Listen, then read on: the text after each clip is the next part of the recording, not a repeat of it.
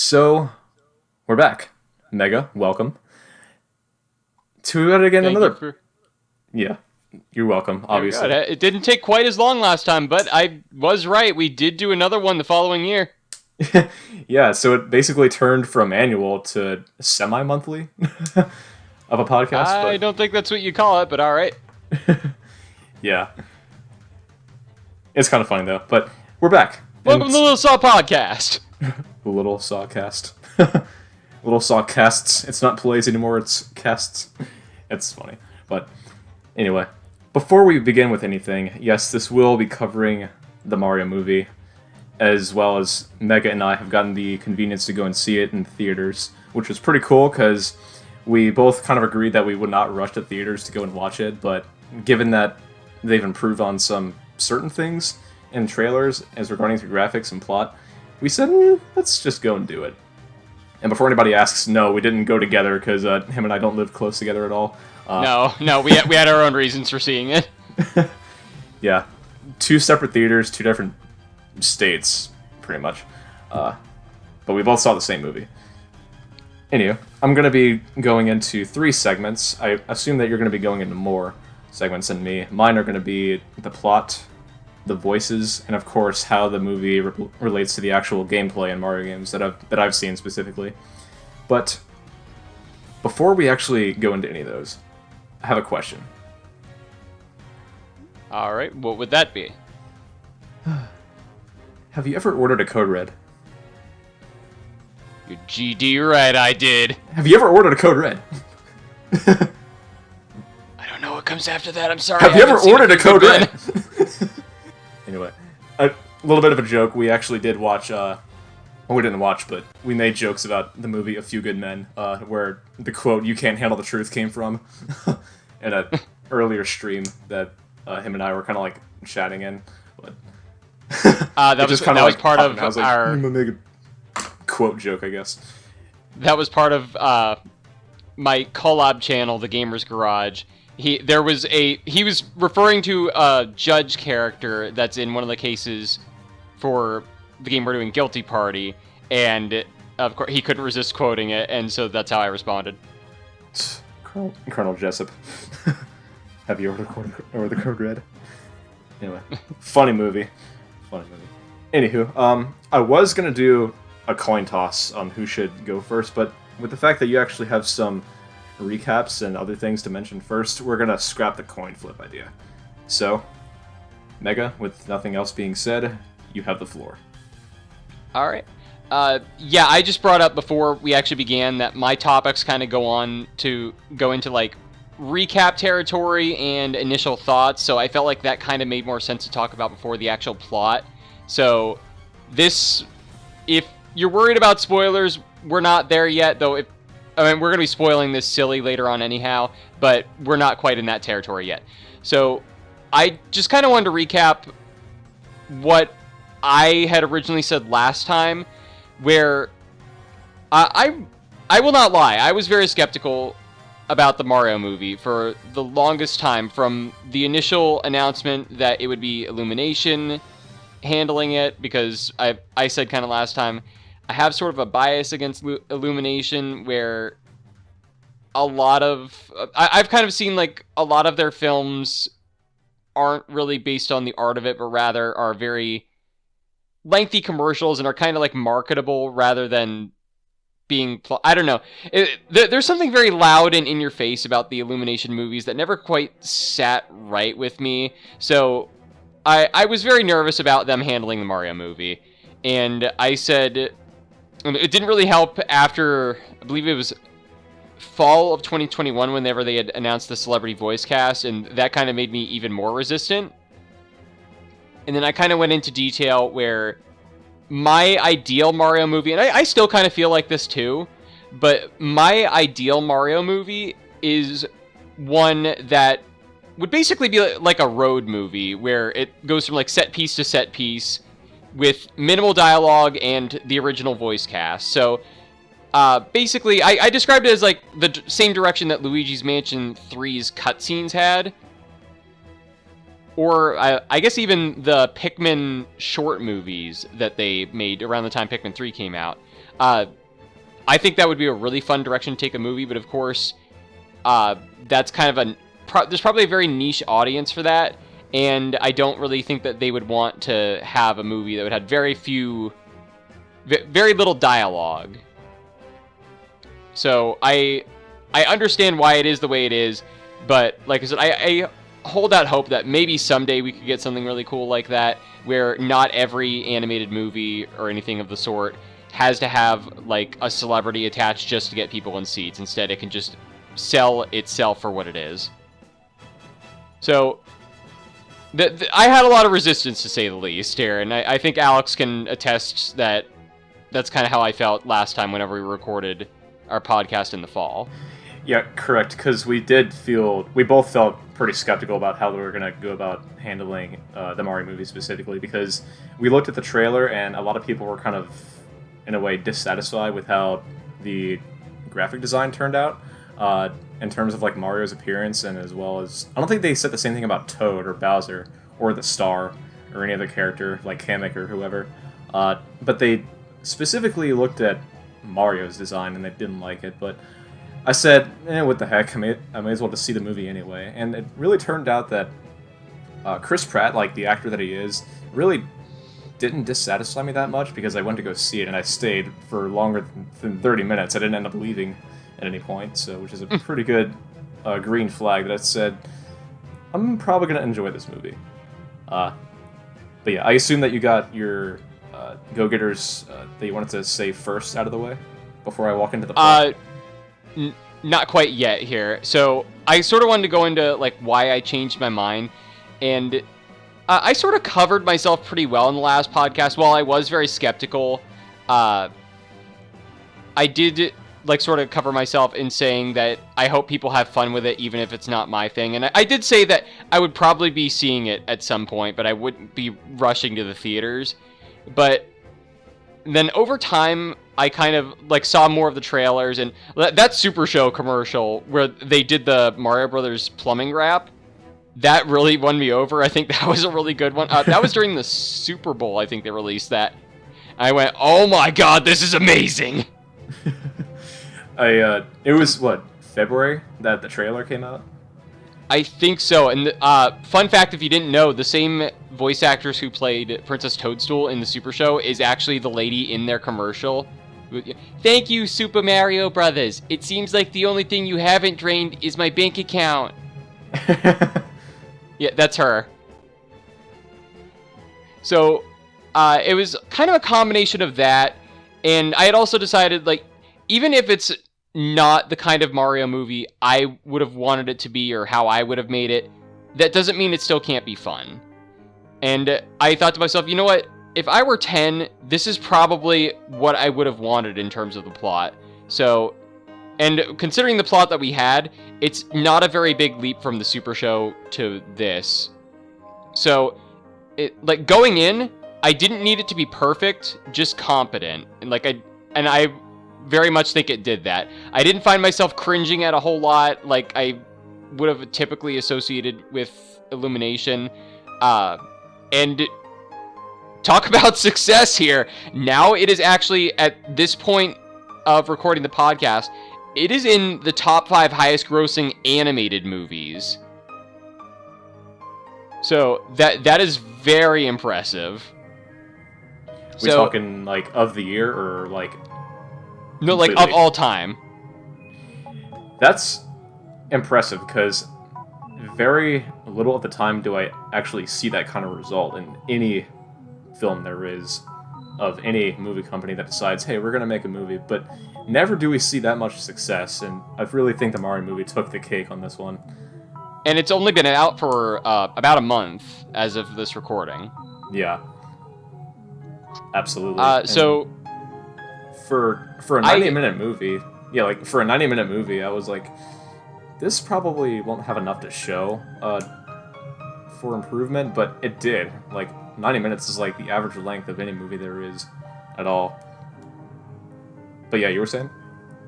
Oh, I was just going to bring up that to make this kind of extra special, I decided to bring my 6-year-old nephew to see it because, if I can go on a little side story, a couple months ago, my nephew was asking me, "So, when are you taking me to the movies?" He hadn't named a specific movie at that time, and I just told him, "I wasn't aware I was supposed to take you to see anything." He said, "Yeah, my mom said that you were going to take me to the movies." And so I texted her at that point. I'm like, "So, what am I supposed to take him to see?" And she said, "I have no idea, he lies." And then my nephew said, "Oh," I said, "Well, I'm going to have to check with your mom here and see what this is about." She said, "Oh, yeah, and if she says that she didn't say that, she's lying." So either way, I think someone lied to me. Uncle Mega at his finest. I am Uncle Mega. So I asked him to see it, I think the week after Easter. And he said, yes, absolutely. Now, my nephew, he loves Super Mario Odyssey. He actually watched me get every single moon in the game, and he's at the point where he already wants me to play it again. And I said, I don't know, I'm kind of Odyssey'd out. I wanted to let it sit for a while before we go back to it again, because we 100%ed that thing. I mean, that's kind of what I was saying, because you brought up something that kind of reminded me of something. When, believe it or not, I do rewatch most of your videos, specifically like the ones where you give updates and everything. You read, I think in the last update that you did, excluding the one with the Woodgem and give it inside of it, where you both had your cameras on. You did one beforehand, I believe. You talked about how you and Wudja, he basically wrote you a handwritten note, and he said that, "I'm glad you're my friend and my cousin, and we had a lot of fun running around as Mario and Luigi as kids." I will ask, we really did that, I have no shame. Did you do that at the movie theater? You can tell the truth. Funnily enough, yes, I had forgotten to put this in my notes, but actually I told my nephew that we're going to the movie theater in style, so I grabbed 2 caps that I had. One of them is of Cappy, and the other one is just of a Mario hat in general I had since maybe I was in 7th or 8th grade. So I wore that one, and because he loved Odyssey so much, I let him be Cappy, and we went to the theater like that. So, not Mario and Luigi, because I actually don't have a Luigi hat, come to think of it. Better help to Amazon! Yeah, but... So, you basically dressed up. You dressed up at the theater. In a way. I was expecting... No, I didn't do that at all, but you did, which is hilarious. No, I absolutely did. I'm glad you mentioned that, because I would have forgot to bring it up. But, I was asking my nephew kind of on the way there, I was asking who do you think's going to show up? What do you think's going to be about? And he named most of the major cast, and I think the only ones that didn't show up were Wario, Waluigi, Daisy, and Yoshi in a way. We'll get into that later. But he named a lot of the faces that we would see in the movie, and he even guessed, and what do you think Bowser's going to try to do? He said, I think Bowser's going to try to marry Princess Peach. And yeah, sure enough, you got that part right. They pulled that from Odyssey. And when I took him home, he said it was the best movie he ever saw.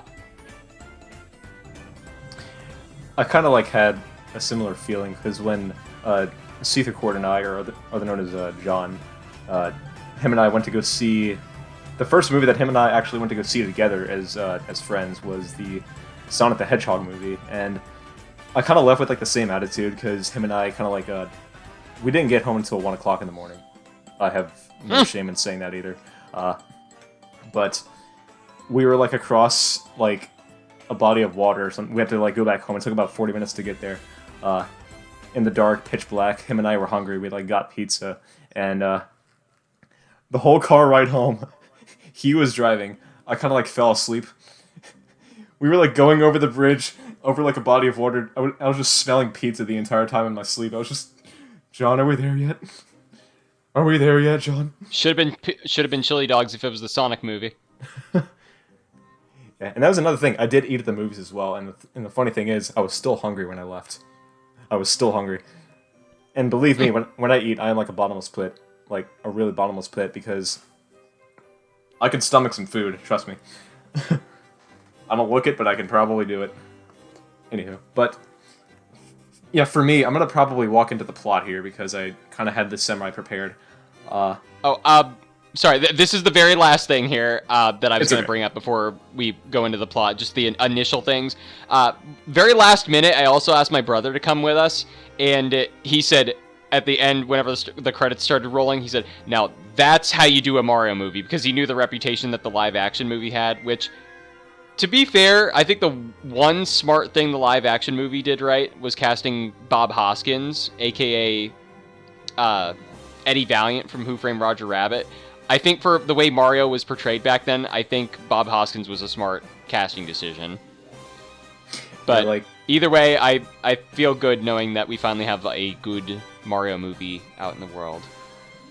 So yeah. I'm going to let you take the floor for a while because I kind of took up a lot of time just going into initial thoughts and recap and whatnot. So this is probably going to be the spoiler part of the podcast. No, it's okay. Because really, you got quite a bit of important things out there. Like, you shared some funny moments, and which is pretty good. I'm glad you shared those. But yes, the plot, and I guess once I'm done sharing my segment of the plot, I guess you can add anything else, such as questions, remarks, or like anything that you want to add on to the plot yourself.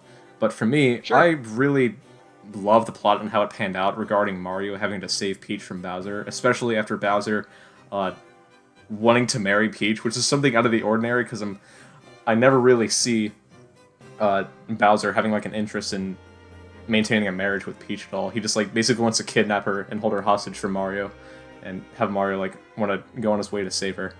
But yeah, because it's what we're used to seeing in the games anyways. Like, Peach gets kidnapped. Like, how many times have you played a Mario game and Peach gets kidnapped? She's saying, Mario! Like, Galaxy 2, what else? Too many to count, let's just say that. Too many to count. So yeah, I'm really glad they at least stayed consistent with Mario having to like maintain his mission and stay consistent with his mission to save Peach. So I'm glad they stayed there. Well, they're really, most of the movie, they're trying to save Luigi. Peach is accompanying Mario because she's sort of the one who knows the kingdom more. And, like, true, she does get kidnapped later on in the movie, though that's kind of like her way of getting close to Bowser, so that way she can go on the offensive. So, in a way, and I think they are trying to portray her as more independent, which is probably a relief to a lot of people who hate Peach and want her to stick up for herself. So the way they did it was really clever, where she kind of like lets herself be kidnapped, but like she has a plan to actually overthrow him at the wedding, and they sneak the ice flower in. Yeah, like, I guess that was kind of like a go-getter as well. Luigi ends up having to be saved by Mario as well. So Peach, in a way, was just there, kind of sticking along with Mario and helping him out. I like that, and I also really liked the idea that a lot of people over the years made jokes about Mario and Luigi being Italian plumbers, pretty much, and they made the commercial that Mario and Luigi had to promote their plumbing business, and how they wanted to promote their careers as plumbers. So that was cool, and their family like didn't really seem to be on board with them because they were kind of making fun of it. How about the extended Mario family too? That's something I never asked for, but I'm kind of happy we got to see. That was another thing. It's like, when have we seen Mario's dad? When have we seen his mom? Mario's dad. I don't know if this was intentional or not, but I saw like a photo floating around social media that basically compared every one of Mario's family members to basically a Zelda character, and I don't know if all of them, like showing that they resemble a lot of like Zelda characters from either like Kakariko Village and whatnot. I don't know if it was intentional, but at the very least with Mario's dad, I think I can buy it, because Mario's dad has facial hair very similar to Talon from Ocarina of Time. And since Talon's already a Mario parody, I can see that being intentional. That was another joke that a friend and I were like making way back then. I think it was like 2013, because Talon looked so much like Mario in Ocarina of Time. It was like both in the 3DS version and the original. He looked too much like Mario, so it was like kind of laughable to make a joke about it. But what in tarnation? I want you to eat this blue chicken, and I just want you to wake me up with it. And I'm gonna run home to my daughter. Anywho, yeah, that's pretty much all that I have to say as far as the plot goes. Did you have any like questions or remarks you wanted to add on to the plot, or was that it? In terms of the backstory, so obviously we brought up the fact that they went back to the Brooklyn accent, which makes sense for the movie. They very much wanted it to be like Mario is the one in our shoes. He's the one who the audience is supposed to experience this new wonderful land through. Or the audience looks at the Mushroom Kingdom as this new wonderful place through his eyes. So it makes sense that they would make him be from Brooklyn initially and jumping into the Mushroom Kingdom. The thing that surprised me is they actually gave Peach a new backstory as well and said she is not from the Mushroom Kingdom. She's also from another world, possibly from Mario's world herself. Because they showed that scene of the Toads actually finding her and after some time making her their princess. True, and if I know this is probably going to be like a segment for the end, but if they happen to make a sequel, I would love to see kind of like a story like kind of revolve around Peach, because never really do we see that sort of thing in particular. Yeah, it could be, and they do sort of like allude to it. She said like there's a lot of galaxies out there, which I don't know if she's necessarily from space, but either way, there are some dark implications that some couple out there somewhere lost their baby, presumably in the sewers, and she ended up in another world, and they haven't seen her since. That's incredible stuff, because it's a plot. It's like I think the very little things that are left out can really make a huge effect, positively or negatively. Either way, if it's shown, it can probably make a really big effect and provide some really good information as far as any plot goes in any movie, that is. But yeah, what I kind of wanted to do was move on to voices, because that's like a bigger thing that people wanted to touch up on. Sure. As regarding, well, the trailer, number one, is what people notice with the voices, and they... Mushroom Kingdom, here we come. Yeah. I watched it, and which I didn't. I don't know if we actually heard that line in the movie. I mean, like, I don't know if maybe you said it whenever they were building the carts and getting onto Rainbow Road. I actually had to take my nephew to the bathroom around that point, so I could have missed it. It might have been in there. With Rainbow Road. Oh, I was gonna say, yeah, I don't know if we heard that line whenever they got onto Rainbow Road. I had to take my nephew to the bathroom around that point, but I don't remember hearing Mushroom Kingdom, here we come in the actual movie. That was another thing. Before I walk into anything regarding the voices, it's like the lines that I think they changed with the trailer and the actual movie. They didn't keep all the lines. They either... Yeah, he doesn't say, what is this place? People pointed that out. Yeah, and another one was, in the trailer, Bowser, when he got the star, he said, I finally got it. Now who's gonna stop me? And then in the movie he said, I finally got it. Now no one's gonna stop me. So it's like the little things that people like kind of are like tested to like say, hey, can you remember this line? And if you do, great. And which is not uncommon for trailers to use like early takes, just because they have to use what they have and not everything is finalized. Oh yeah, because like if I think whatever trailer they release, it's like a rough cut, and the whole movie obviously is a final cut, so they can basically make any changes that they want as long as it's not too major. That is. But anywho, voices, yes. Another cool thing is, besides just readable dialogue from the games, and with the power of voice acting, we were able to hear what the characters sounded like as if they existed in real life. And let me kind of elaborate. The truth is, I think everyone sounded pretty spot on. The only one I think I would change would be Peach. And don't get me wrong, I really think Anya Taylor-Joy is still a great actor, but for a Mario character, I expected, I guess, just a little bit more pizzazz. And the reason I say that is because, compared to the games, Peach has a bit of a more straightforward voice in the movie. And let me take a minute to kind of elaborate on that. Look at Galaxy 2.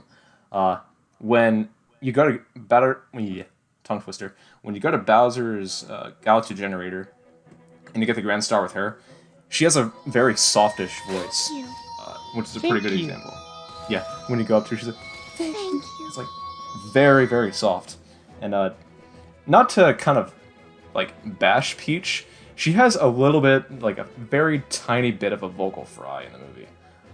It didn't bother me, but yeah, kind of like not what I expected, but I still enjoyed it regardless. But yeah, what was I gonna say? Yeah, I really enjoyed Peach as a character in the movie, but other than that, that's pretty much it. And I think I said, I'm sorry, readable dialogue. The games that I recall actually having voice acting is, I made like a little bit of a list here. Hang on. Mario 64, Super Mario Sunshine, Luigi's Mansion. Yeah, Sunshine especially. Oh yeah, definitely, especially in the beginning, on the plane ride when they go over to Delfino Plaza. Welcome to the Sunshine's Tropical Paradise of Isle Delfino. Mario's thinking about crabs and lobsters. As you should be. And they're going to an island. What can he not eat? Jesus. Yes. Mario Sunshine, Luigi's Mansion, Mario Galaxy 1 and 2, and Luigi's Mansion Dark Moon. If I left any out, I guess you can take a minute to elaborate on which ones that I left out, if any. There are tons, but you kind of picked up on a lot of the major ones. Yeah. And another thing is, I also, in terms of voices, I really like the fact that they starred Jack Black as Bowser, because knowing... Jablinski! Open the gates! I think he kind of pulled like an Arnold Schwarzenegger there when he said it. He's like, open the gates! We got to Get to the chopper! We gotta get to the gate now! I feel like we're just like slowly mimicking the Runaway Guys here when they did a panel with Chuck Conroy and Proton John because they did so many Arnold references. But what do we know? We're just a bunch of small YouTubers with hopes and dreams. Anyway, but yeah, knowing Jack Black, I got a headset and a dream. Gosh darn it. Yeah, but knowing Jack Black as like the actor that he is, when he was asked if he wanted to take the role as Bowser, he replied with a video of himself wearing a Bowser costume. So I figured if he did that, he would have no problem at all voicing. I think he was doing press for the movie, so like the fact that he just took that extra step, he has been like PR's best friend probably in regards to this movie, just because everything he's talked about, he's so enthused. Like whenever I think that first direct after they had announced the voice cast and they were giving us that first trailer, he gave like an introduction that only he could give. You know how long it took me to learn to breathe fire? I had to go learn it from Gene Simmons of Kiss. Just something that only he could come up with was great. Meanwhile, Chris Pratt spent hours stomping Koopas in the original Mario Brothers arcade. Koopas. The first enemy that I ever fought. Which, like, they really should have had him do a second take because that was a little painful to watch. Yeah.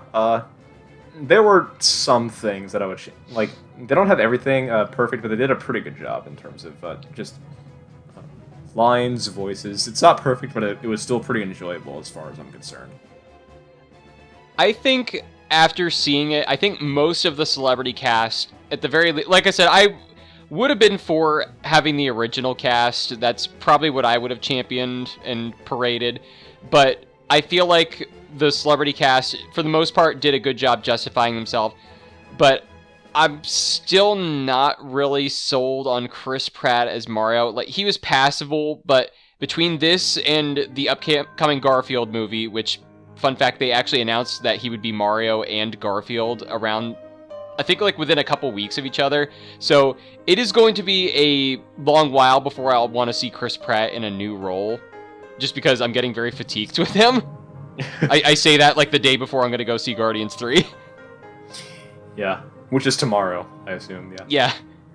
Yeah. But yeah, everybody else, I think, did a fine job. Fun fact, I had some friends who were sitting on the other side of the theater, and whenever Seth Rogen did his Donkey Kong laugh, or Seth Rogen as Donkey Kong did his laugh, you know, those 6 friends actually like burst out into laughter. And whenever I had commented on social media that I just got home from seeing it, they said, "Formal sorry from the 6 adults who cheered when Seth Rogen laughed." I said, "No, you're good." I did like the Leonardo DiCaprio point at that part. Like, there it is! Seth Rogen. Of all people. But Alex, it's not really a huge secret. I think a lot of people already know this. But did you actually see in the credits who Charles Martinet voiced? Again, it's been a hot month. I did see, I want to say, towards the end, I think the Yoshi egg, but Yoshi wasn't fully shown. But actually, no, Yoshi is not voiced by Charles Martinet. There's an obvious cameo and there's a not so obvious cameo. And who would that be? Because again, I don't know everything, so maybe you can fill me in. All right, so the obvious cameo is a character that I think in the credits he's called Giuseppe.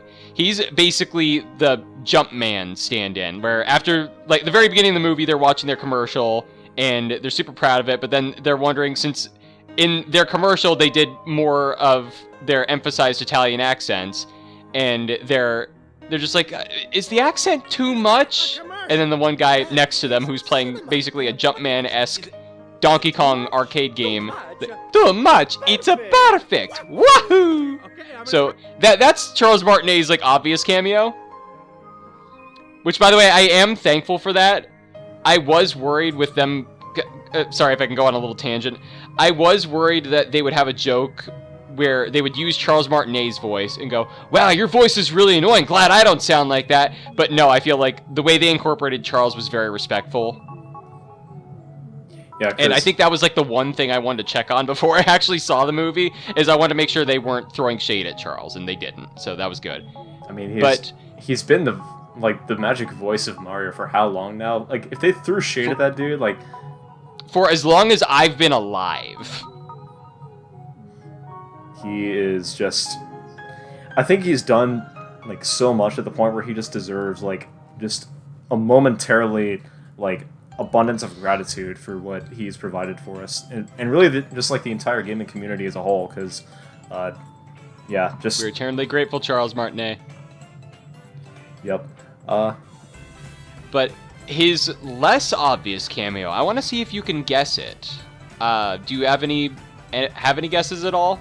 I'm a horrible guesser, but if you want to fill me in, you can go ahead. Okay. The other character Charles Martinet plays in the movie is Mario's dad. That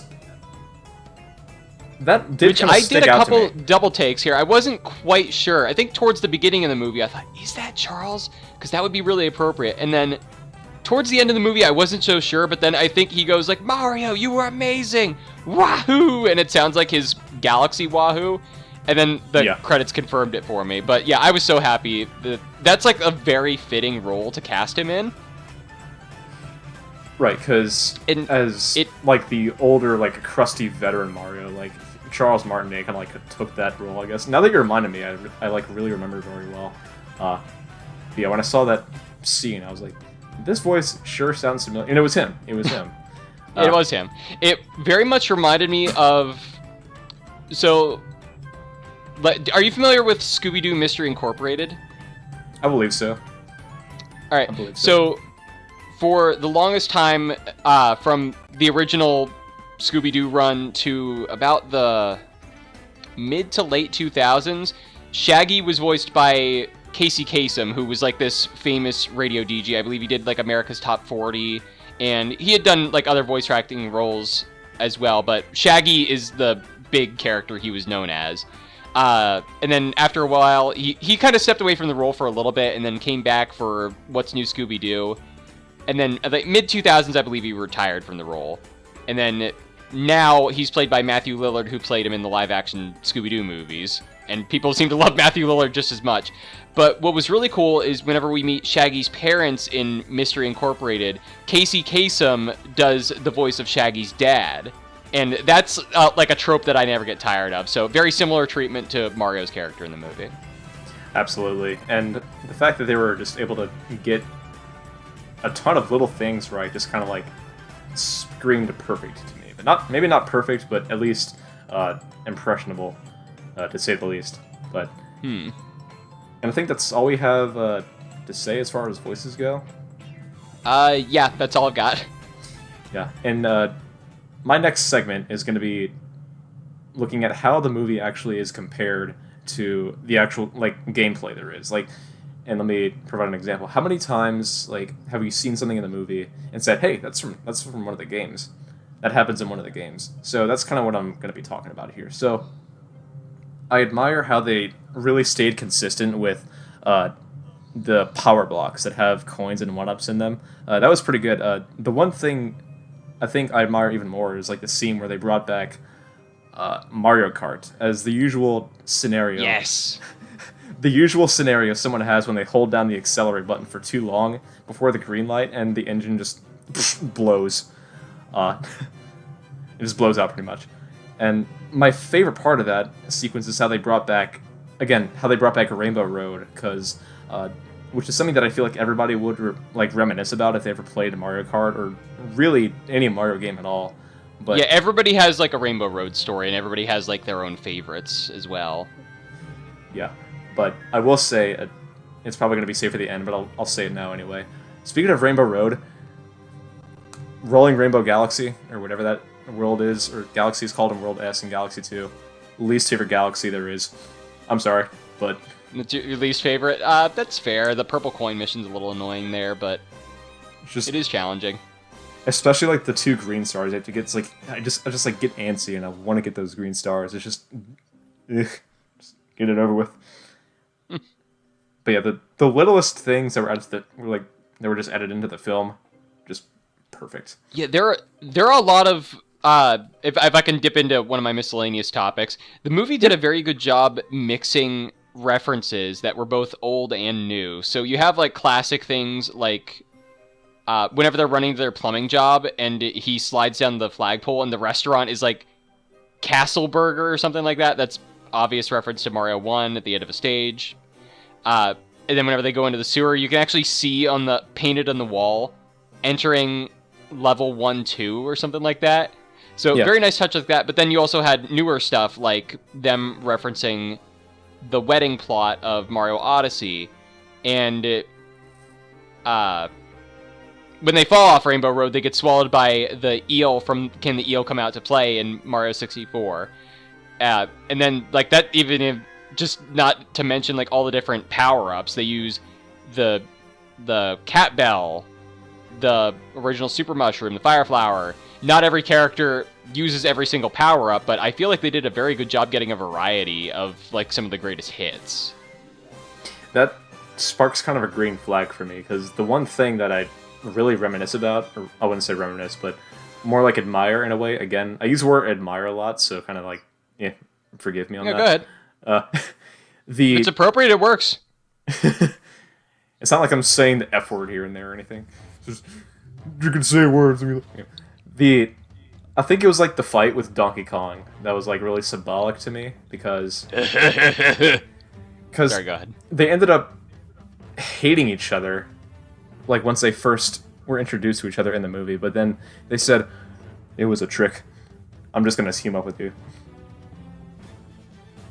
Pretty much. Because if we know Donkey Kong, he's like not really a nice guy in the movie, so he ends up helping out in a pretty good way towards the end. So that's a pretty good one. So he's like slightly antagonistic, but he's not like a villain. More so, he's just he's very much enough with the showboating. Yeah, and how long did it take Mario to get used to like the layout of the level? He was like there from like Sunshine. He was there all night. Like, he was there all night, and Peach was like, "I'm just gonna make a pot of chili and just sit here while you actually fail the level." You're supposed to be good I do at these appreciate that she didn't hold him to like having to complete the stage. Like, she just wanted to see that he was capable, and I'm glad that she wasn't all super snarky and like, "Oh, well, you didn't finish it, so you're not coming." Like, okay, he's close enough. Basically, Peach was like sort of like a Midna from Twilight Princess in that sort of case, but maybe not as extreme as Midna, because Midna was like queen of the snark. Like the snark queen. Midna is just another one, to be honest. I really love. I know we're talking about Mario, but I really love Midna. She's a really symbolic character, like imp form or like queen form towards the end of the game. That is, I really adore Midna as a character. I think I said this before in like one of the earlier episodes. Again, probably one of the best characters in that game as an entirety. With the exception of Zelda, definitely her for sure. But yeah, that's all I have to really say about how the movie compares to the gameplay. That is. And if you want to add anything else, feel free. No, I think that's all I had in terms of like the gameplay. Perfect. And yeah, and again, I didn't have as many segments as you did. So if you have anything Yeah, else, I came in prepared. I had like a whole list of notes. Yeah, and which is kind of shocking because I didn't have too much to say. I feel like I hit like a lot of the important ones, but not everything. I felt it was very important to give my updated thoughts because I felt like I was very hard on the movie whenever news was coming out. So I feel like for what it delivered on, I feel like that should be rewarded. So my next topic was I wanted to talk about the soundtrack, both the orchestral score that had tracks from the game mixed in, as well as kind of like the other miscellaneous songs. So, people, like even the soundtrack, I almost kind of consider a character too, because much like I said, where it did a good job mixing old and new tunes, but you can basically, if you have a favorite Mario song, chances are it's gonna be in here. Like even, I was very worried we wouldn't get to hear Gusty Garden Galaxy, and it ended up being part of the movie's credits score. Of course, World 1-1 as well. Of course, there was the opening of Rainbow Road. Actually, people have made... Go check out some of the videos people have made where they've tracked down every single reference. The whole soundtrack is on Spotify or like other music platforms, so I highly recommend you go give it all a listen. But people have made compilation videos of like what each track is a reference to. There were also some licensed music in the movie. Some which I feel like were fitting for the scene, but maybe were overdone. For example, when Mario's running the obstacle course, we hear "Holding Out for a Hero," which has been used in several movies, and that's not really this movie's fault, but like I said, it's used well and it's appropriate for the scene, but like kind of overdone. They had Mr. Blue Sky at the very end of the movie, which is a very happy song and cheerful, and I feel like did a good job bookending the movie, but like I said, it has been a little overdone. It's been used in things like Megamind, and it's not even the first Chris Pratt movie it's been used in, Guardians of the Galaxy 2. Yeah. The only one that I don't really see the point in... I'm not sure if you've hit the nail on the head yet with this. You did point out pretty good songs, but as far as soundtrack, I'll probably elaborate on some. I'll probably chime in on this, since I'm here anyway. Probably, I want to say Thunderstruck by AC/DC, like, stuck out the most to me in terms of soundtrack, because it's a song that I've just, in a way, heard the most out of any other song. Where was that in the movie again? I want to say Rainbow Road. I could be completely wrong, because I... Oh, was it when they were building the carts? One of those. I have okay, if it was there, then I actually missed it, because I took my nephew to the bathroom, like I said. There was a part of the movie that I had to go and get popcorn, get like a refill for Seether and his wife that were with me at the time. Because all three of us wanted to go see the movie, just us three. And there may have been something that I missed. Maybe not. But, I don't know. The only one that I don't feel was necessary was Aha's Take on Me. So when they get to the Kong Kingdom, they're escorted to Cranky by a character I thought was Swanky Kong, but apparently Swanky is like in the audience during the Mario vs. DK fight. But Take on Me doesn't really, like, it's a good song, but it's not really appropriate to the scene it's attached to. Like, Take on Me is either like, who's taking on who exactly? And it's not even like the very loose comparison, I guess, if you're looking at the Take on Me music video where the girl steps into this like comic book graphic novel world and suddenly everything's different. I don't feel like the Kong Kingdom is like a very significant comparison, because it's not much different from what we had seen before, only now there are monkeys everywhere, but it's not like a huge visual change. So yeah, I don't really get why Take on Me was there, which apparently people have also looked at the soundtrack and found there was supposed to be like part of like there was supposed to be like just regular scored music there rather than a licensed song. And I want to say it was supposed to be the Donkey Kong Country theme, which would have worked a lot better, I feel. Yeah, and you bring up a pretty good point about Aha's take on me. There is a game that I've played specifically. I know I'm probably jumping the gun here because I know we're on the topic of the movie. It was a previous Let's Play that I did. It was Just Cause 4. There is a part in the map where you can wingsuit over to this building, and they actually put in the song in the game. And what happens is everything in the building turns to like sketch art, and only except the main character, who is Rico Rodriguez, in that game. So it's like it kind of like stuck out to me. I didn't want to show it on my channel because I didn't want to get copyrighted at the time that I was actually doing the Let's Play. Yeah, well, something like that makes sense because if it turns into sketch art, then it's alluding to that music video. It works there, so there's nothing really about Take On Me that adds to the scene. They're just driving to meet Funky. Or, sorry, not Funky, Cranky. But Funky should have been in more of the movie other than just the Rainbow Road scene. Yeah, for sure. 0 out of 10, not enough Funky Kong. Also, Kiddy Kong was there too. He might have brought it down. Funky Kong. Diddy Kong. Yeah, some characters were like, they were there but not there. Like, they weren't featured. Not every single one of them. Rosalina was one that wasn't actually in there. I feel like they're saving Rosalina, but I'll get into that a little bit later. Yeah. Some other characters. Luma was definitely there. And that's yeah, there's I think he's credited as Luma Lee, which is like, I wasn't aware that was Luma's name in Galaxy. I thought it was just like a little cute rhyme, like Luma Lee, Luma Bop, welcome to the Luma shop. Why did I think of the Uku shop and City in the Sky from Twilight Princess when you first said that? I don't know why. Weird. Yep, you got me.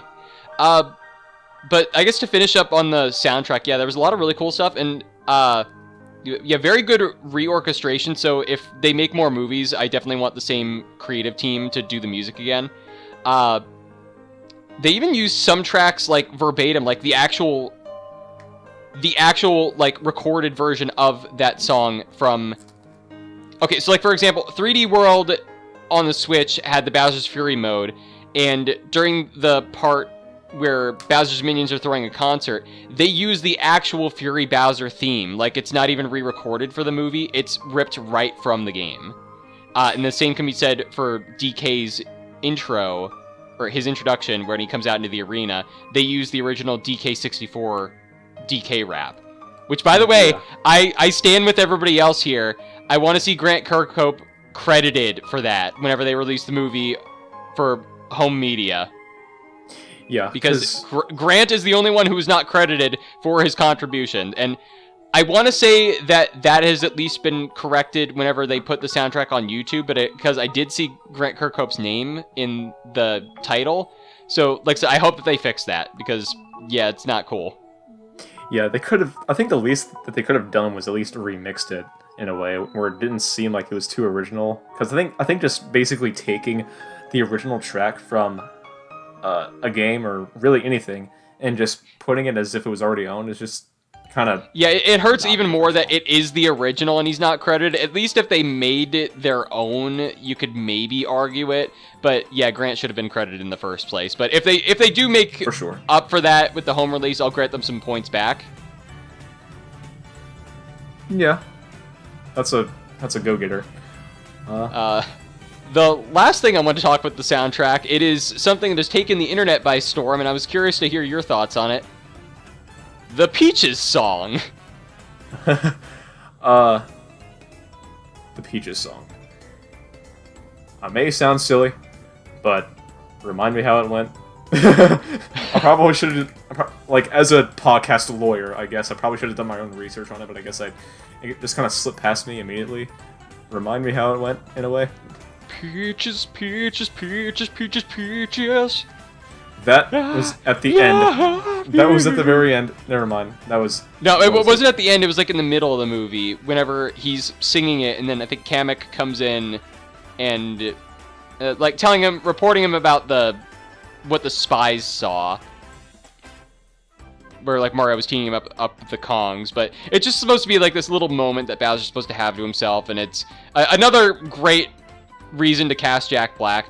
But admittedly, I have to say, I think the Peaches song was hyped up a little too much for me, because I saw the movie, I think maybe after, I want to say like a week and a half after it had been in theaters. So I kept seeing on social media that the Peaches song was great, and like, it might be up for an Oscar. I'm like, oh my god, and the fact that Jack Black is performing this has got to be really good. And admittedly, after hearing that it was up for an Oscar, after actually hearing it, it was a little underwhelming. Like, I'm not saying it's not amusing, because it is, and I have like had it stuck in my head a few times since seeing the movie, but I don't think it's Oscar worthy. I mean, like, the Oscars are kind of a joke nowadays anyway, but like I said, I think it was a little overhyped, but it is definitely amusing. Yeah, and funny. I'll probably add that word in there as well, because, again, I think Bowser, in a way, is probably, I want to say, one of the most funniest characters in the movie, if I'm so bold to say so. One of my favorite scenes was whenever he captures Luigi there, and, like, I didn't find myself laughing out loud at a whole lot of jokes, but I did get a big laugh from this one joke whenever he's interrogating Luigi, and he asks him, "Do princesses find him attractive?" And then Charlie Day as Luigi, "They do if they have good taste." And then he rips out his mustache hair and he lets out that scream. Like, Charlie Day's scream always gets me. That's great. Yeah. I'm thinking I might have to start watching It's Always Sunny in Philadelphia just to get more of it. Yeah, because I think Charlie Day as what was he, Luigi?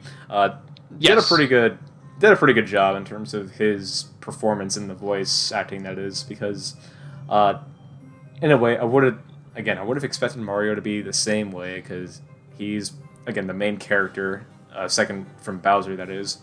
But I wondered why that is, though. Like, but it'll work. I'll probably stick with Charlie Day and Chris Pratt as they are, because I enjoyed the movie. I'm really not going to complain too much as to what I've seen, but yeah. A lot of people were really hoping that they would have had more scenes together, because once they're separated when entering the Mushroom Kingdom, you don't really get a whole lot of that brother dynamic. But at the very least, I am glad that they use the star together to defeat Bowser.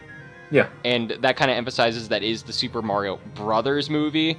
And they go into the brothers' connection a whole lot there, too. Like, they have that flashback with them as babies. And, like, that bully knocking over Luigi's castle, which... That's what I was going to bring up as well. Was that bully kid supposed to be a reference to somebody? I could see it maybe being, like, a baby version of Foreman Spike, but I don't see enough resemblance. But that feels like it makes the most sense for what they showed us in the movie. Yeah, because I think throwing the timeline back to Mario and Luigi's timeline as kids, like as younger people, like, I think that serves a really good purpose in any movie or game, that is, because we look at, what was it, Uncharted. It was 3 and 4, where they, in both of those games, they went to young Nathan Drake's childhood in both of those games. So I really think a pretty good flashback is to go back when this person was of younger age, other known as a kid, and then... Did he look and sound like Tom Holland? Nolan North? No. Wait, are you talking about young Nathan Drake? No, I was talking about Nathan Drake. Young Nathan Drake or no? Yeah. Young... Not really. I was just making a joke based on the Uncharted movie. Yeah. Believe it or not, with Mark Wahlberg as Nathan Drake, it kind of just didn't really spike me as much, because I haven't seen the movie. Will I go and see the movie? Yes. Just, I haven't done it yet. But, yeah. But again, going back in time to a person when they were younger is just, again, another word, perfect. And yeah, and what was your... How many segments do you have left? It was like one or two left? Or... I had 2 left.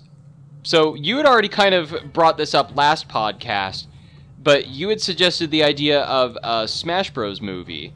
And I was curious to see, do you think a Smash Bros. Movie should exist? Do you think this is a good starting platform for that? Well, I think it's a good question because we see some characters being present that a lot of viewers didn't expect to be present. So, maybe not. It all depends on how future projects go in terms of functionality, in terms of budgeting, who they can cast, and the amount of people they're going to have in the movie. That's if they do make one. I feel pretty optimistic about it. Will I have any specific details on what I feel like is going to happen? Probably not, because I can't really predict that much. But I support it if they're going to make one. Yeah, I know Matt Pat, whenever he covered a lot of this stuff about the Mario movie, he pointed out that they don't really have any references to a lot of the other major Nintendo properties. Like, there aren't any Zelda references or Metroid or Pikmin or anything of the sort there. So it could be maybe they have plans for them in the future, and then maybe they would have a crossover.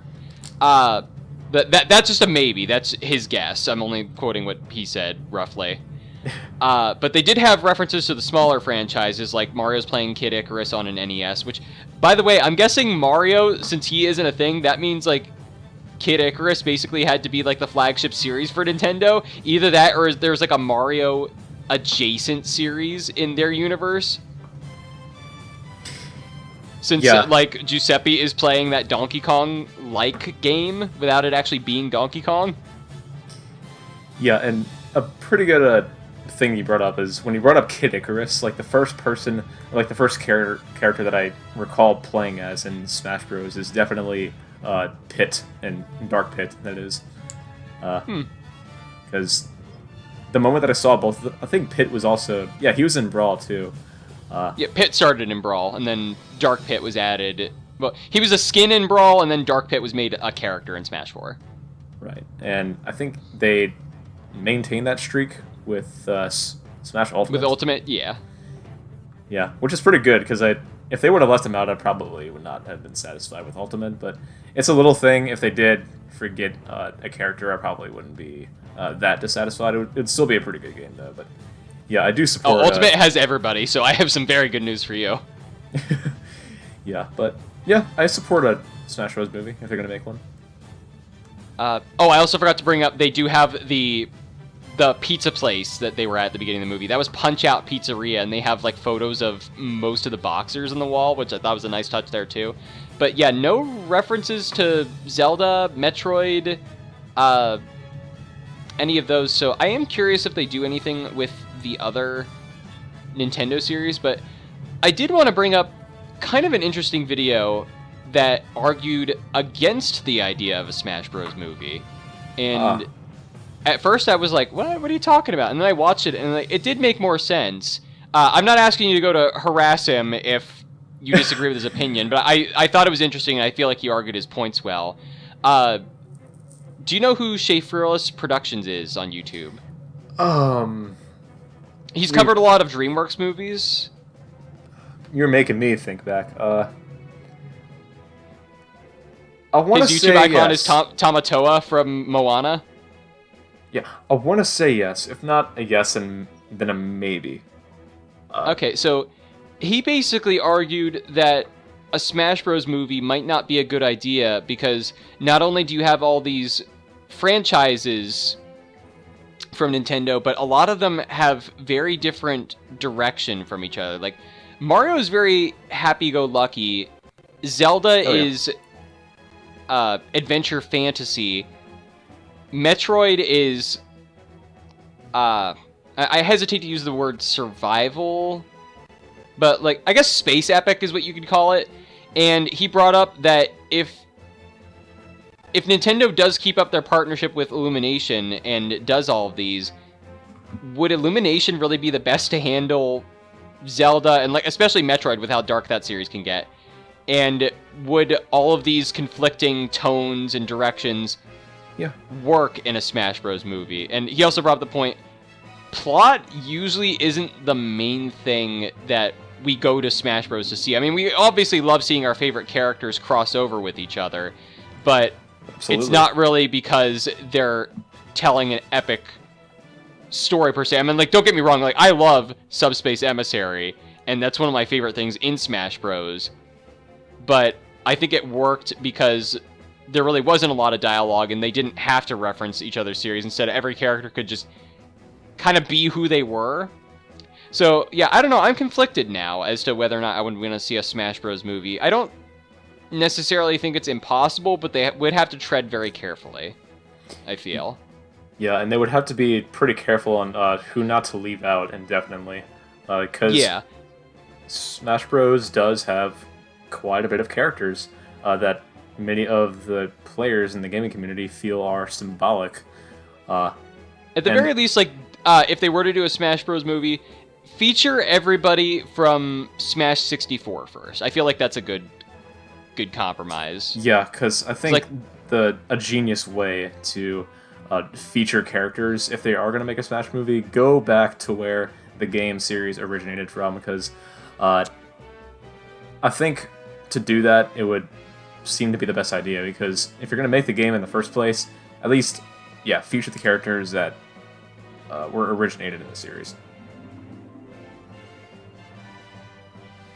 But yeah, with that being said, though, I think the Mario movie definitely has some sequel potential and spin-offs here as well. Both Charlie Day and Seth Rogen are very interested in seeing a Luigi's Mansion and a Donkey Kong movie, which I think even before... I think it was just after Seth Rogen was cast as Donkey Kong, there were already rumors of a Donkey Kong movie, which I think that has potential, and they could introduce, like, the other Kongs, they could introduce King K. Rool. There's potential there. We got, I guess, a little bit of a taste with Luigi's Mansion whenever he's running away from the Dry Bones, but, like, it was just loose enough to a reference where if they were to make a Luigi's Mansion movie, I don't feel like they would be retreading old ground. So I think you could definitely do that. Yeah. That's a good idea. That's a really good idea. But what do you think a sequel to this movie would be? I guess that's kind of like my last topic. The sequels, as far as that, it's going to be... What I would love to see would probably be one of two things, or if not, maybe one of three things, if I'm being so bold to say so. Be bold. One of them would be a story revolving around Peach. How Yoshi approaches whatever plot there's going to be.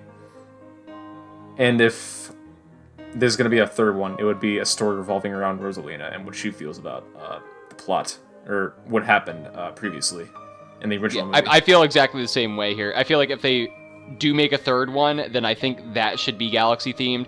The second one, I don't know if they should go to Galaxy quite yet, but maybe like tease it at the very end. Oh, sorry, I was just gonna say I agree that the third movie should be Galaxy if they go that far, but like don't make the second one Galaxy themed, but maybe like tease it at the end. Yeah. Yeah, I feel like, yeah, any of the three, like, I'll be happy with either one. As long as they choose something to kind of move on with, if they are going to make a sequel, then it'll be good. You kind of brought up the post-credit scene with Yoshi, and I think that's more of what they're leaning towards with the second one, so I think that would probably tie into more like Yoshi's Island without necessarily having the babies, but like kind of have like the Yoshi sub-series representative.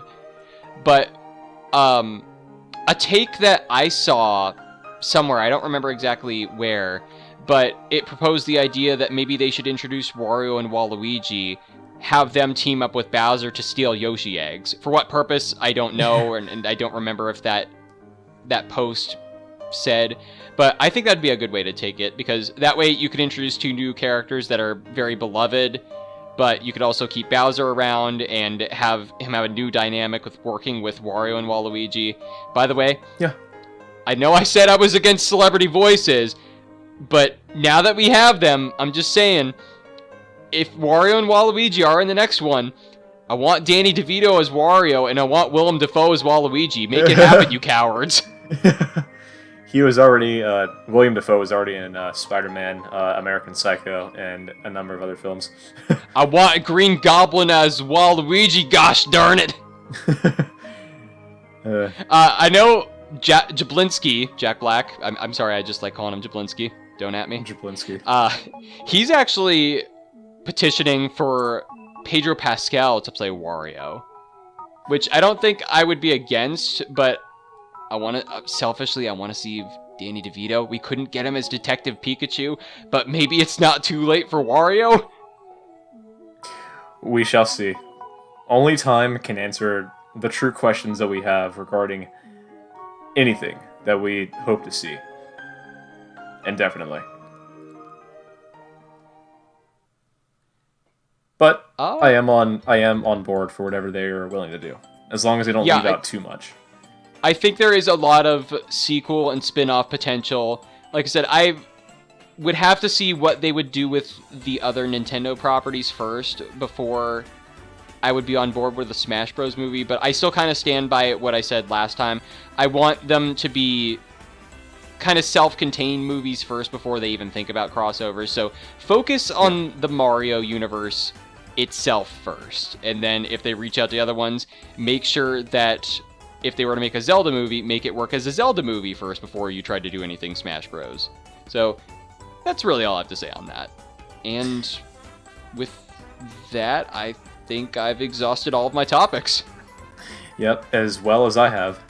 And yeah, that's going to wrap up our podcast regarding the Mario movie and our feelings about it. And I feel like whoever is going to end up watching this would maybe agree with some of the things you said. And again, we're just inputting our thoughts. They're really not facts at all. We're just basically putting things out there as opposed to regarding to how we feel about the movie itself. We're just a couple schmoes sharing our opinions. Yeah, and that's about a wrap. And we hope you enjoyed this podcast. And I do have one. Alex has been hyping this up since before the podcast began, right before we hit record. So I'm very curious to see what he has up his sleeve. Yes, I will say it'll be very fun. Right now, you don't know what it is. Whoever's watching right now doesn't know what it is yet until I mention it. The only person who has the answer is me, because it's right here in front of me. Typed out, actually. Which is basically the way that it made it. So, before I walk into it, do you want to take a guess of what it is? If not, then we can just proceed. Well, let's see. The last couple podcasts, you referenced Campus Advisory as a running joke. And then last time, you spoofed my intro. And both times, I think you caught me off guard. So it's probably something in reference to me? Yes and no. But, with that being said, do you want the... Scared. Huh. Wait, what? I said, I think that has me even more scared. Yes and no. But with that being said, I'll give it the answer right now. The answer is... Drumroll, please. I'm using my tongue and not rolling my tongue in my mouth. But, special treat. This is the Super Mario Galaxy 2 quotes game. And let me take a minute to elaborate on this. There were 4 of us. It was me, Megawiimaster1 here, MChan338, and Multigamemaster1. And what I did the job of was going back in the Versus and rewatched through most of it, and all 4 of us had said some pretty quotable things. I've got 21 different quotes that I had to go and find, but and I have the answer to who said them and everything. So what I'm going to do is we will go through them. Hopefully it won't take too long, but it'll be fun for sure. Oh, I think this is going to be fun. I'm very curious to see if... I feel pretty confident about this, because we all had very distinct personalities. So I think it'll be pretty easy to guess who said what. And even then, because I was there, I would know who said what. Yeah, there might be a few that might slip through the cracks, though. With that being said, Mega, bring it. Quote number 1. I'm going to say what it is right now. It goes like this. I can't remember at this point whether or not I sound like a robot in the Skype call. End quote. Okay, you picked a really obscure one here. Maybe I'm only remembering like the really big stuff. I feel like I would know if that was me. I don't think that was you. And I will intervene. Can I hear it one more time? Yes. And before I do that, we are pushing over an hour here, so it's really not a problem at this point. This is fun. Yeah, we wanted to try to make this podcast shorter since last time we hit over 2 hours. It's okay. A little less, but yeah. I'll repeat the quote. It goes like, I can't remember at this point whether or not I sound like a robot in the Skype call. Because at the time we were using Skype before Discord was ever really... Oh, was this the episode that we had to re-record?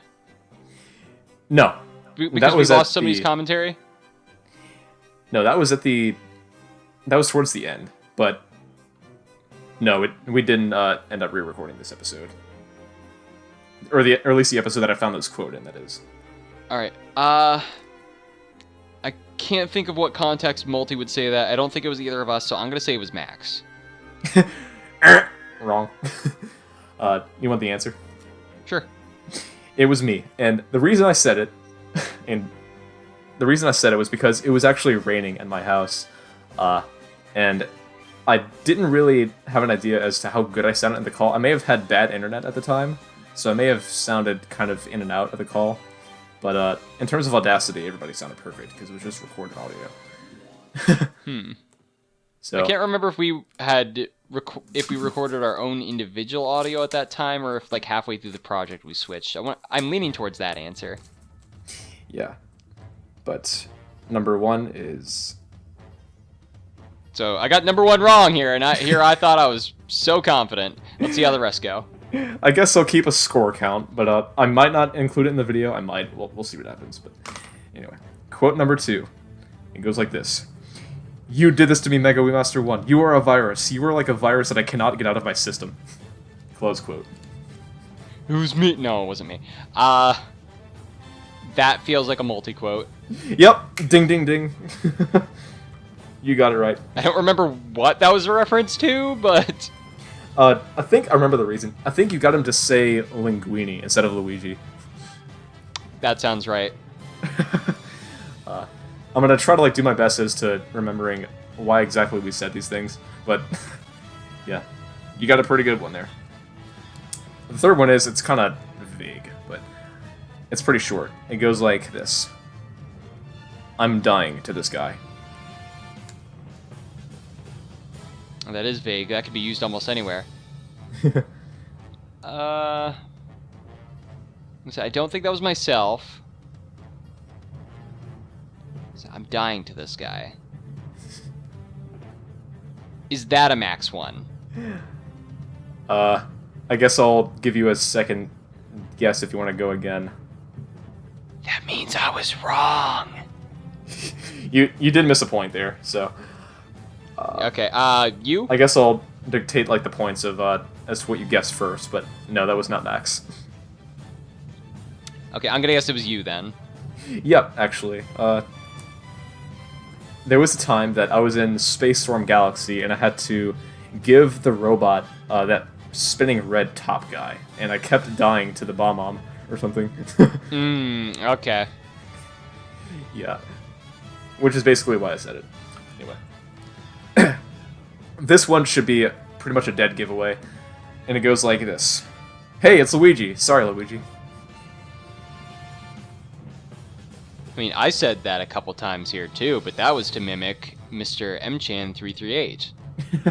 You got it right. That was Max. That was definitely Max. So I feel like you're going on a pattern. You got one wrong, one right, one wrong, one right. So I noticed your pattern here, but let me try to break this. There you go. This one's kind of long, but I'll probably go extra slow and distinctive in terms of reading it. But it goes like this.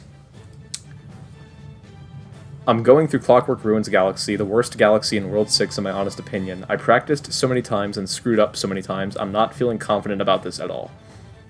Close quote.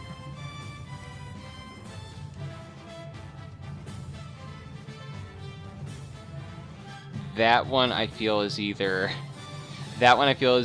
Max or Multi. You want to make it? Every single time I've guessed Max, I've been wrong. But I feel like if I don't guess Max here, I'm going to hate myself. So I'm leaning towards this one was Max. Wrong. You say wrong? Wrong. This was Malty. Okay. This was Malty. I was almost there.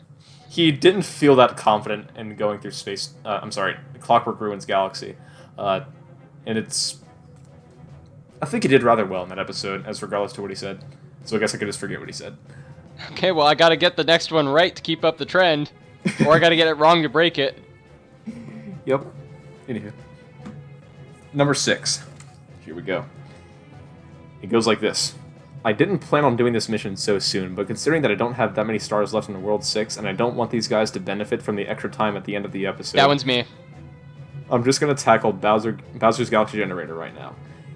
And you're correct. You didn't even need to finish. Okay, I recognize myself. You are correct. And there you go. Because I think with whatever you said is pretty easy to point out. I'll say that right now. There are a lot of easy ones in here. There's some hard ones, but it all depends on what's going on. But yeah. Anyway, good job. Number 7. Thank you. Number 7 goes like this. Once upon a time, there were 4 astronauts who decided to go into space and ask each other, hey, why not we have a race on which astronaut can save the universe first? So, the mission continues on episode 5. That is Malty's Close intro quote, from... Was it that early? I didn't remember it being as early as episode 5. But yeah, I know for a fact that that was Malty's intro at one of the parts, anyhow. I don't think Maltese would have gone that quick. Wait, no, this was you, wasn't it? No. Huh? It was not me. Okay, No. so it was Malty. All right, I started doubting myself, but yeah, my answer was Malty. It was not Malty at all. It was actually Max. I feel like you're bringing that noise back from like what you did in episode 1 specifically. I think you kept dying. All in right, the second star. I'm wrong either way there. You kept dying in that second star in Sky Station Galaxy. It was hilarious. Anyway, number 8. Wonderful memories.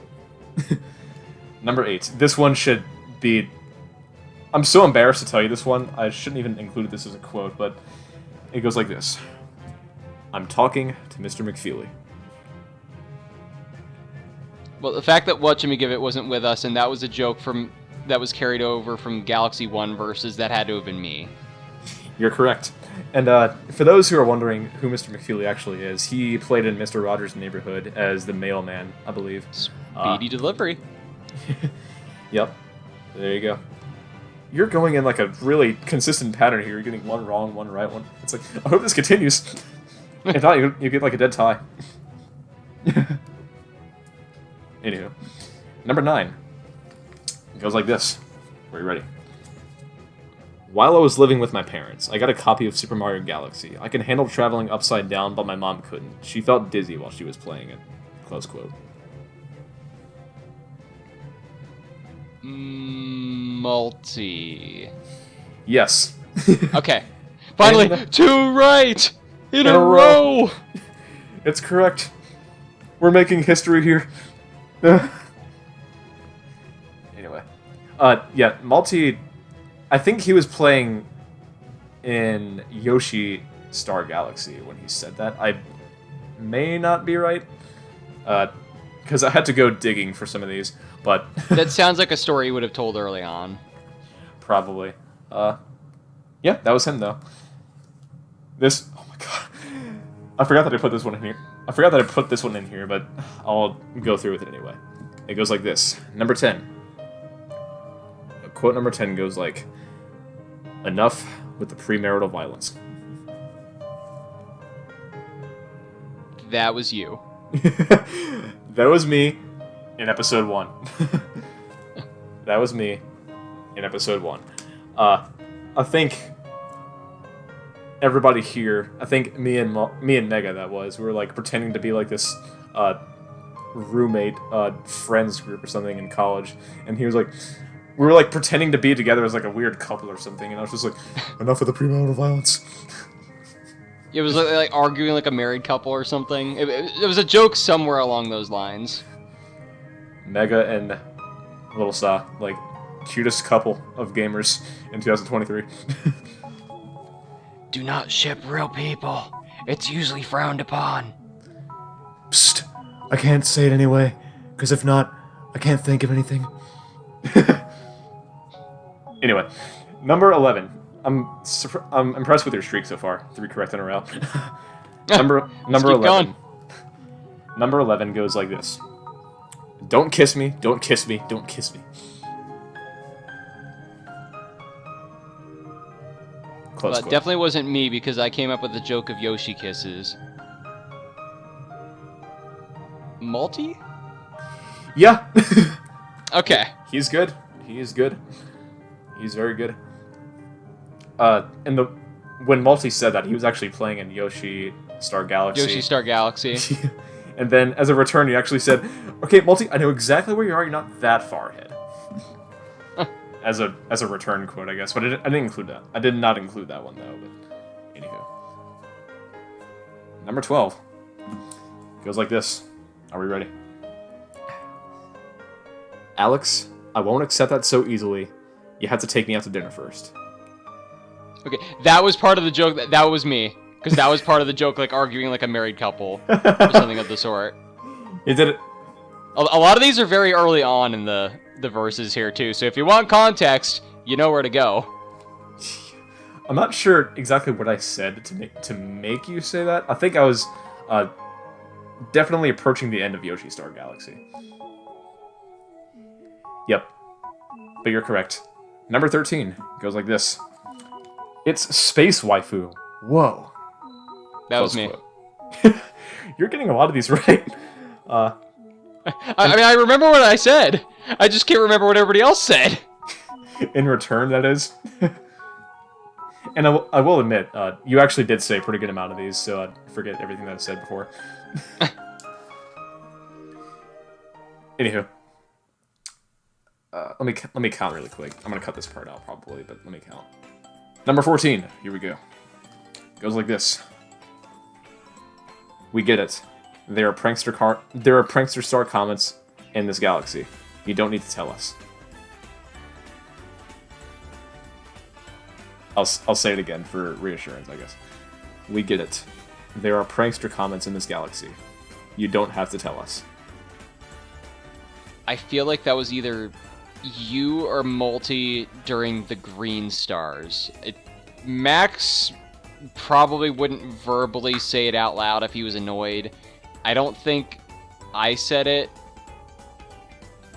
You want to give a direct answer? I'm gonna guess you. No. Streak broken. No! It was not me. It was actually you. Oh, really? Okay, I wouldn't have guessed that. Yeah, you actually said it at some point. I can't remember which episode specifically. I may include some clips in here. I might not. If I make the decision not to, then I won't do any of them. But if I do, I do.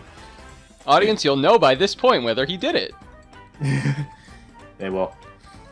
They will. Anywho. Number 15. I feel like this should also be another dead giveaway. That's just me. It goes like this. Max, you're disappointing the Luigi fanbase. Multi. Yep. Easy. Like I said, dead giveaway, remember? Yeah. There you go.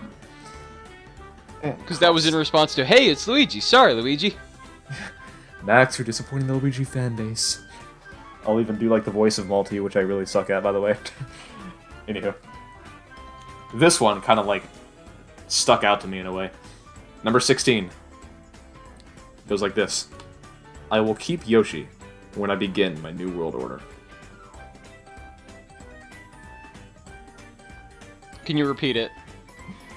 I will keep Yoshi when I begin my new world order. I feel like of the four of us, that's something I would say, but I don't remember where I was. I don't remember which episode either, but which is kind of dumb because I went through the episodes, and the only one that I can actually open up like the transcript on YouTube's little open feature is the finale, which is weird. But if I can But open that was transcript, me, correct? That was you, actually. So Okay. congrats on that one. This one, I feel like, is another dead giveaway in a way, but it might not be. Well, it probably will, considering how well we all know each other by now. It goes like this. Quote 17. Mega, you should know me by now. Me and Max do not get along. And when I say fascinating, I input sarcasm there. That was multi. Because I feel like with the fact that I said Mega was in the quote, it definitely wasn't Mega. So there you go. Yeah, no, I've never said that about Max. I think we get along just fine. Yeah. Because in a way, And I didn't remember you saying it. I remember Multi would kind of get upset, like, at certain points in the verses. I think he... Oh, you know, like obviously it's a race, and we're supposed to be doing things as quickly as we can be, but I think Multi had, like, something against sequence breaks or something. I'm not entirely sure. It's been years. I just flipped the page. I forgot this one was in here, but it's... I'm probably going to have a hard time holding in my laughter at this one. But I know exactly This where... is about Stone Cyclone, isn't it? No. But I feel like it's also a dead giveaway. But this one was just too funny to even not include. Quote number 18. Here it goes. Multi, please stop getting intimate with your microphone.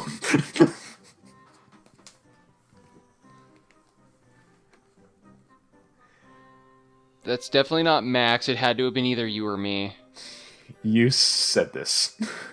I'll give you that one. You said this. I had to say it. I'll give you the answer. Okay, I was gonna make a guess between the two of us. Now I don't know if that's gonna be a point or not. I'll give you. Give me like half a point, I guess. I'll give you the point. I'll give you the point. Okay. Yeah, it was in there. And the reason you said this is because I think Multi was talking about some sound that he was making. With he was like very close. He was like very close to his mic. He was like, if you hear some clicking sound, I'm very close to my loosenable microphone. And of all things, you could have come back to say you said this. I thought he was like deep breathing into his mic. No, but I didn't hear him deep breathing at all. But Max was like, "What? Why would you say this? Why would you say this?" Anyway. Yep. There you go. And let me recount here. That one. Anywho, we're back. Number 19. Okay. Here we go. This was towards the end of the verses, by the way. But here we go. Open quote. The bad news is, I got an email from your professor at your college university that says you have to go back to campus advisory. And the good news is, it's only for 5 hours a day.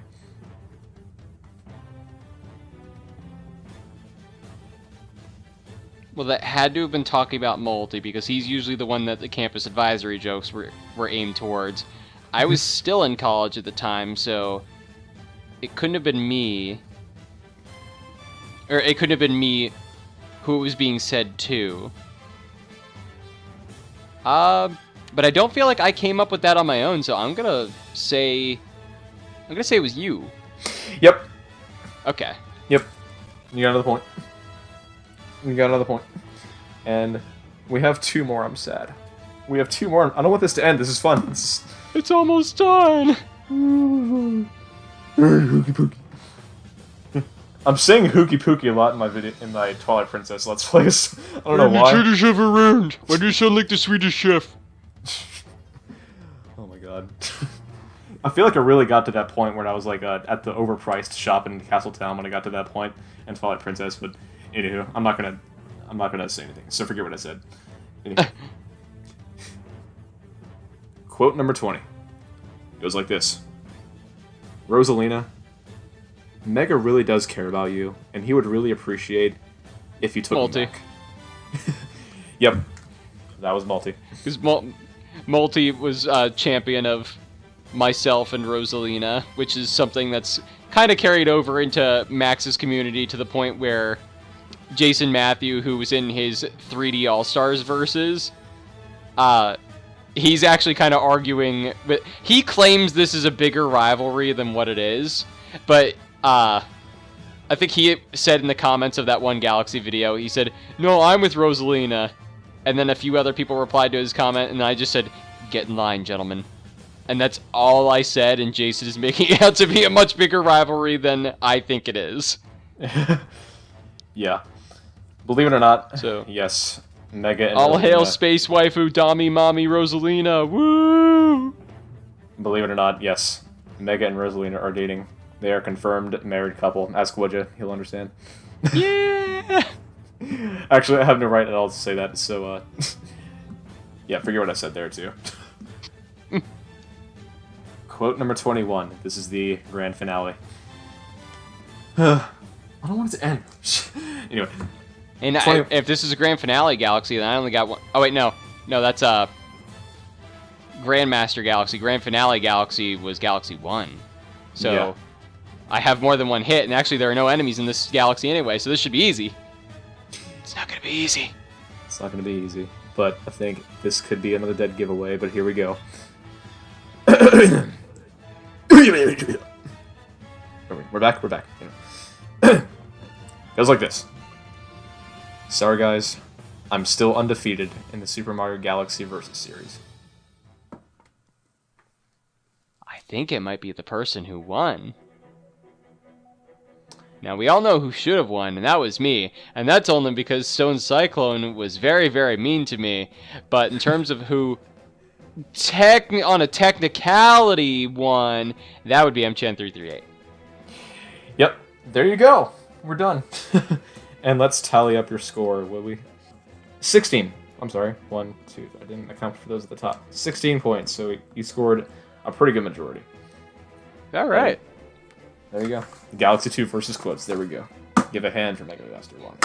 Yay! Thank you, applause that I'm going to ask that Alex adds in right now.